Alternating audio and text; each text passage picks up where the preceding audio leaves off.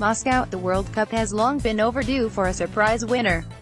It hasn't even really had a shocking finalist since Czechoslovakia in 1962. But Croatia, its population just 4.1 million, is in the final after another performance of extraordinary resilience. It had needed extra time and penalties to get through the previous two rounds, and by the end of its 2-1 extra time triumph over England at the site of Sunday's final versus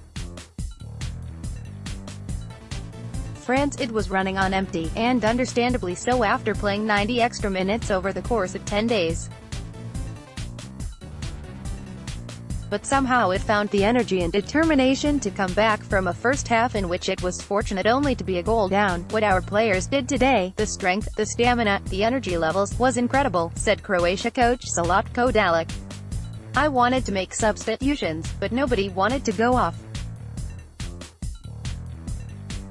I have to tip my hat to our physio and our doctors for their efforts. Some players played with minor injuries with which they would not have played other games. 2 players played with half a leg, but it didn't show. Nobody wanted to give in, to say, 'I am not ready.' This shows character and this makes me proud." Neither of these sides was supposed to get this far. They were the accidental semi-finalists. Gareth Southgate became England manager after one game of the qualifying series after Sam Allardyce was sacked amid an FA panic following the flimsiest of newspaper exposés.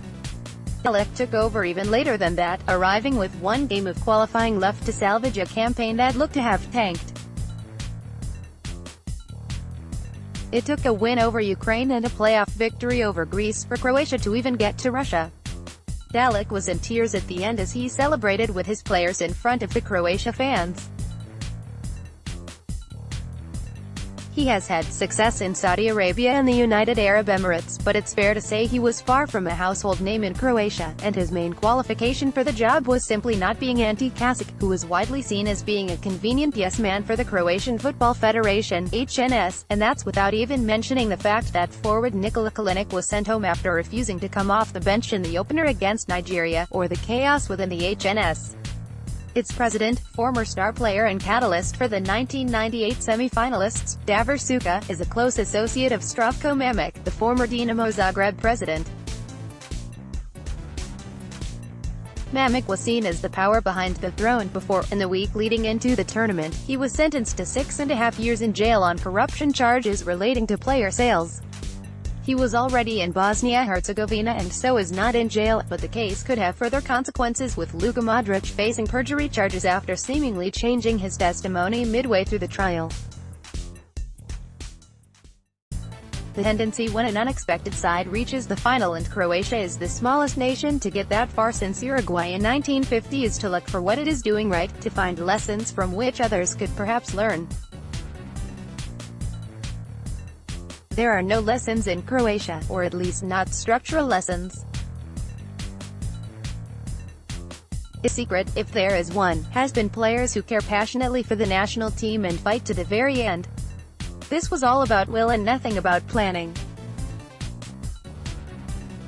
Croatia has been behind in each of its knockout games and come back. "We started slowly but we've shown our character," said Ivan Perisic, who scored the equalizer and assisted on Mario Mandzukic's winner. "This is very important for the team. We didn't used to be this resilient." By the end, Ivan Skrinic, Mandzukic and Modric had all been forced off by injury, fatigue or both. Goalkeeper Daniel Subasic didn't look fully fit from the start. Right back Simon Vrsaljko, who delivered the cross that brought the equalizer and cleared of John Stones' header off the line in extra time, was reduced by the end to a painful hobble.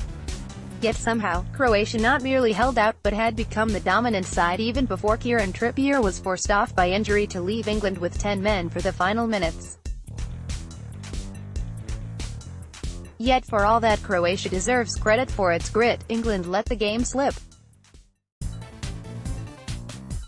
Having taken the lead with Trippier's 5th-minute free kick, it dominated for most of the first half, with Harry Kane and Jesse Lingard both squandering good opportunities.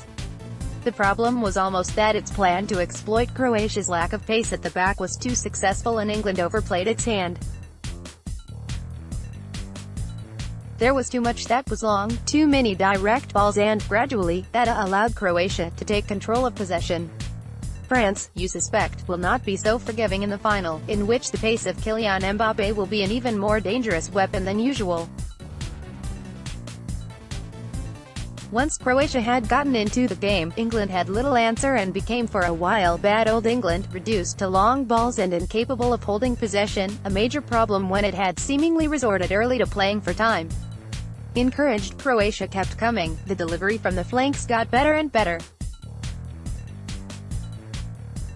By the end it had 22 shots to England's 11, 7 on target to England's 2. Its superiority couldn't be denied. France represents another level of test in the final, but Croatia so far has found a means of winning when everything seems to be against it. What this Croatia has, above all else, is character, and in a tournament that can go a long way.